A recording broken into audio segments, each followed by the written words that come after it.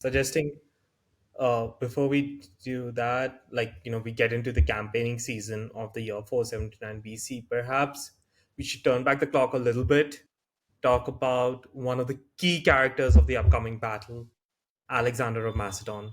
And folks, this is not the Alexander, because the guy we know as the Great, he was the third Alexander.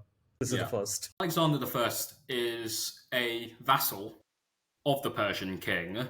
However, he does have ties to Greece owing to the sort of claimed heritage of his dynasty, the Argead dynasty. They are called the Argead dynasty because they claim who have emigrated to Macedon from Argos after being exiled from the city there. And it's based on this that they sort of claim Greek relations and Greek heritage, and it becomes the sort of basis for Macedon's future participation in the Olympic Games. Keep in mind, most Greek for the audience, most Greeks regarded the Macedonians as barbarians.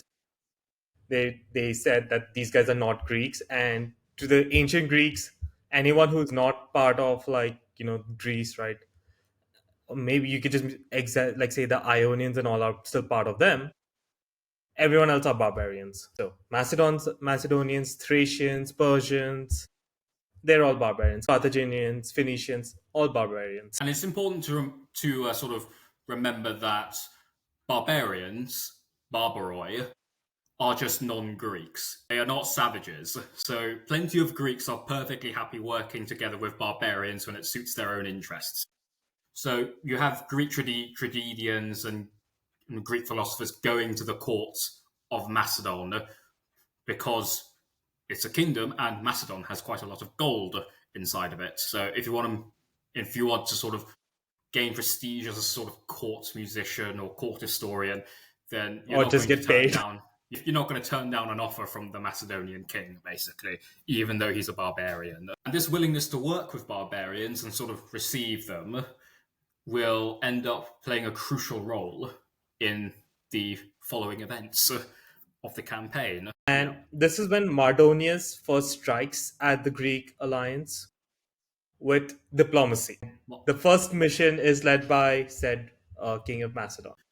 So Mardonius sends King Alexander of Macedon to Athens in order to break them off the Greek alliance. Because the fact that the Persians had already destroyed Athens is in their eyes a bit of a sort of advantage, let's say, because it's mission accomplished.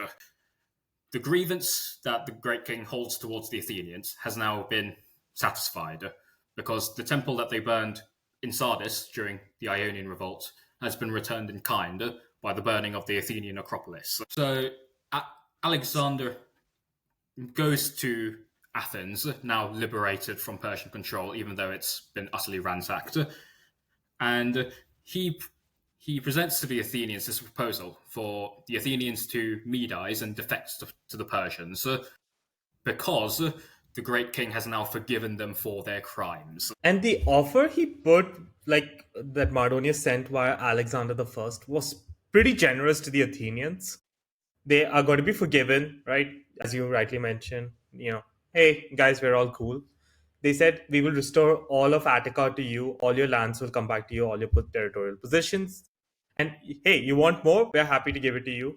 You get to keep your form of governance. And all you just need to do is accept some homage to the great king. And otherwise, you are just free to do as you want. And the Athenians reject this.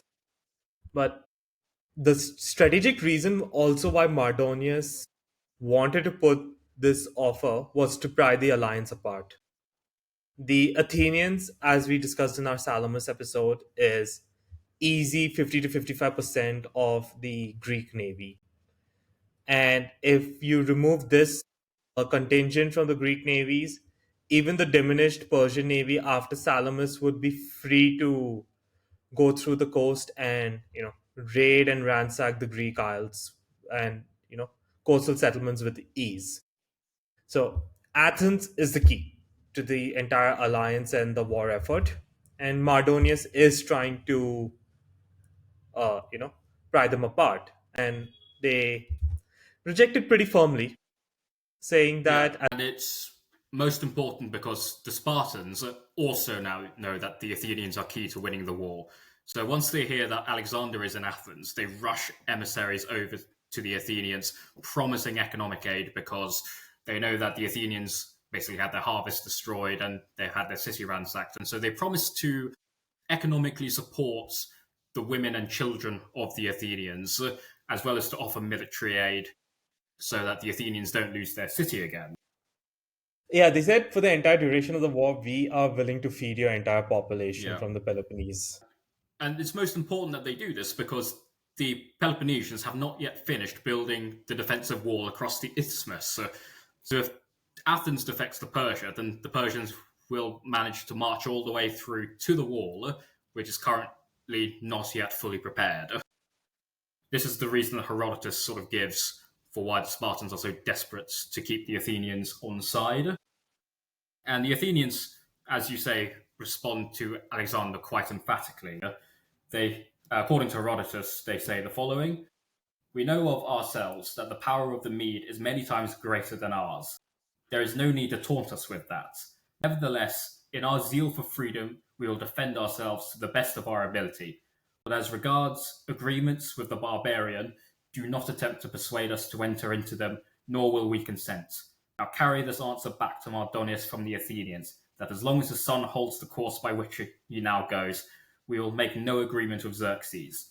We will fight against him without ceasing, trusting in the aid of the gods and the heroes whom he has disregarded and burnt their houses and their adornments. Come no more to the Athenians with such a plea, nor under the semblance of rendering to us a service. Counsel us to act wickedly. For we do not want those who are our friends and protectors to suffer any harm at Athenian hands."